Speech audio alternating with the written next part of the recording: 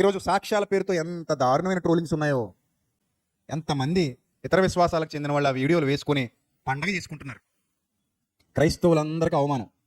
ఈరోజు ఏదో ఒక వీడియో చూశాను, ఒక అద్భుతమైన ఆనిముత్యం. ఆవిడంట ఫోన్లో బ్యాలెన్స్ అయిపోయిందంట, నెట్ బ్యాలెన్స్ అయిపోతే రాత్రి గట్టిగా ప్రార్థన చేశారంట మొగుడు పెళ్ళం. ప్రభువా, ఏంటి ప్రభువా ఈ బాధ, ఒక్క వీడియో చూడలేకపోతున్నాం, ఫేస్బుక్లోకి వెళ్ళలేకపోతున్నాం, ఇన్స్టాగ్రామ్ ఓపెన్ చేయకపోతే మాకు ఒకటికి రెండుకి రావు, అంత ఇబ్బంది పడిపోతాం.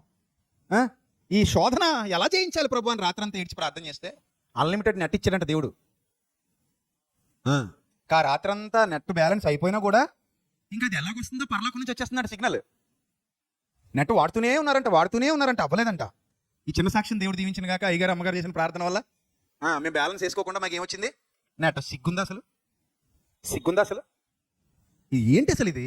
ఎవడు చెప్పమన్నాడు మిమ్మల్ని ఎవడు అడిగాడు అసలు? మిమ్మల్ని క్రైస్తవులని ఎవడు చెప్పాడు అసలు? ఎంతకాలం ఇంకా దేవుని నామాన్ని అన్యుల మధ్యలో అవమానానికి హేళనకు గురి చేస్తారు?